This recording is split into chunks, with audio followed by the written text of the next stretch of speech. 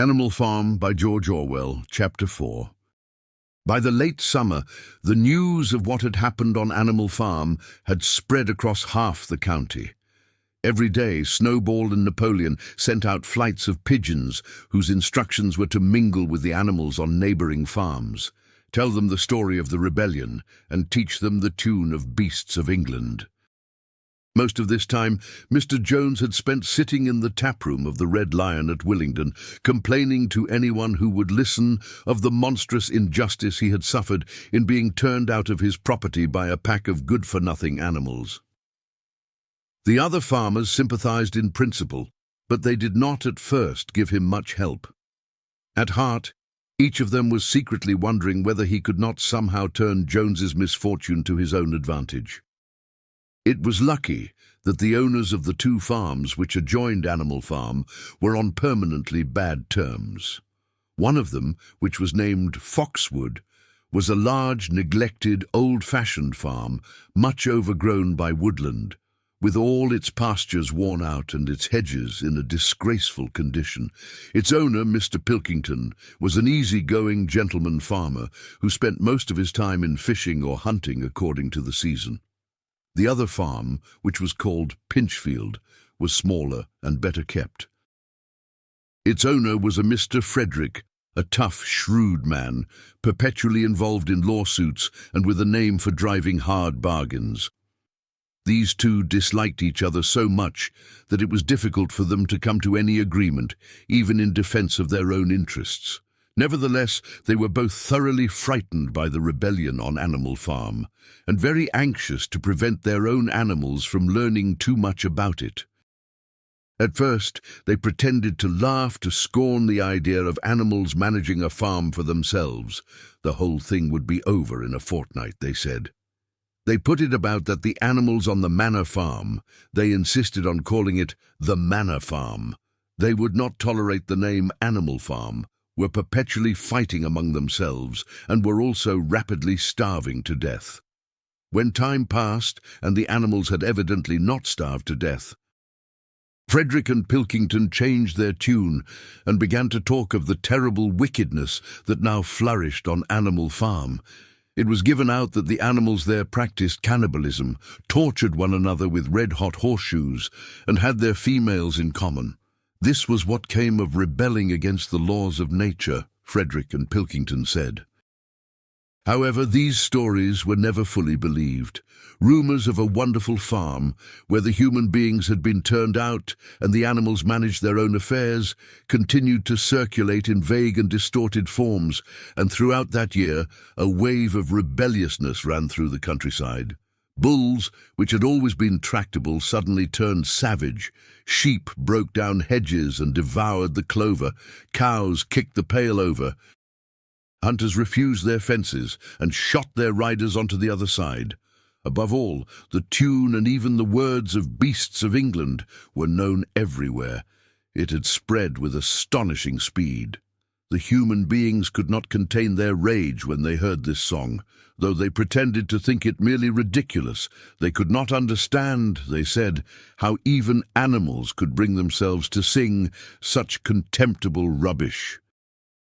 Any animal caught singing it was given a flogging on the spot.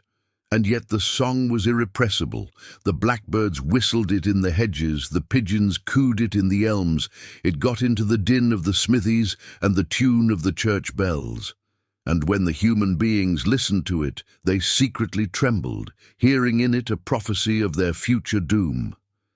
Early in October, when the corn was cut and stacked and some of it was already threshed, a flight of pigeons came whirling through the air and alighted in the yard of Animal Farm in the wildest excitement. Jones and all his men, with half a dozen others from Foxwood and Pinchfield, had entered the 5-barred gate and were coming up the cart track that led to the farm. They were all carrying sticks except Jones, who was marching ahead with a gun in his hands. Obviously, they were going to attempt the recapture of the farm. This had long been expected, and all preparations had been made. Snowball, who had studied an old book of Julius Caesar's campaigns, which he had found in the farmhouse, was in charge of the defensive operations. He gave his orders quickly, and in a couple of minutes every animal was at his post. As the human beings approached the farm buildings, Snowball launched his first attack. All the pigeons, to the number of 35, flew to and fro over the men's heads and muted upon them from mid-air. And while the men were dealing with this, the geese, who had been hiding behind the hedge, rushed out and pecked viciously at the calves of their legs.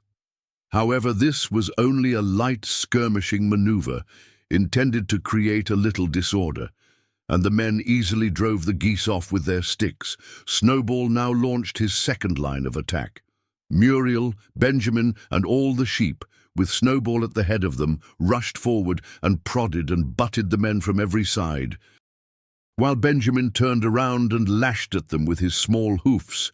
But once again, the men with their sticks and their hobnailed boots were too strong for them, and suddenly, at a squeal from Snowball, which was the signal for retreat, all the animals turned and fled through the gateway into the yard. The men gave a shout of triumph. They saw, as they imagined, their enemies in flight, and they rushed after them in disorder. This was just what Snowball had intended.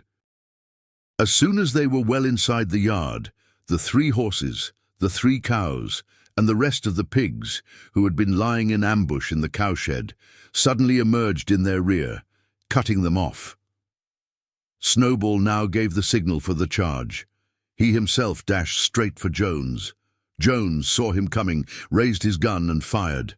The pellets scored bloody streaks along Snowball's back, and a sheep dropped dead. Without halting for an instant, Snowball flung his 15 stone against Jones's legs. Jones was hurled into a pile of dung, and his gun flew out of his hands. But the most terrifying spectacle of all was Boxer, rearing up on his hind legs and striking out with his great iron-shod hoofs like a stallion. His very first blow took a stable lad from Foxwood on the skull and stretched him lifeless in the mud. At the sight, several men dropped their sticks and tried to run. Panic overtook them, and the next moment all the animals together were chasing them round and round the yard. They were gored, kicked, bitten, trampled on. There was not an animal on the farm that did not take vengeance on them after his own fashion. Even the cat suddenly leapt off a roof onto a cowman's shoulders and sank her claws in his neck, at which he yelled horribly. At a moment when the opening was clear, the men were glad enough to rush out of the yard and make a bolt for the main road. And so, within 5 minutes of their invasion, they were in ignominious retreat by the same way as they had come, with a flock of geese hissing after them and pecking at their calves all the way. All the men were gone, except one. Back in the yard, Boxer was pawing with his hoof at the stable lad who lay face down in the mud trying to turn him over. The boy did not stir. "He is dead," said Boxer sorrowfully. "I had no intention of doing that. I forgot that I was wearing iron shoes. Who will believe that I did not do this on purpose?" "No sentimentality, comrade," cried Snowball, from whose wounds the blood was still dripping. "War is war. The only good human being is a dead one." "I have no wish to take life, not even human life," repeated Boxer, and his eyes were full of tears. "Where is Molly?" exclaimed somebody. Molly, in fact, was missing. For a moment there was great alarm. It was feared that the men might have harmed her in some way, or even carried her off with them. In the end, however, she was found hiding in her stall, with her head buried among the hay in the manger. She had taken to flight as soon as the gun went off. And when the others came back from looking for her, it was to find that the stable lad, who in fact was only stunned, had already recovered and made off. The animals had now reassembled in the wildest excitement, each recounting his own exploits in the battle at the top of his voice. An impromptu celebration of the victory was held immediately. The flag was run up, and Beasts of England was sung a number of times. Then the sheep who had been killed was given a solemn funeral, a hawthorn bush being planted on her grave. At the graveside, Snowball made a little speech, emphasizing the need for all animals to be ready to die for Animal Farm if need be.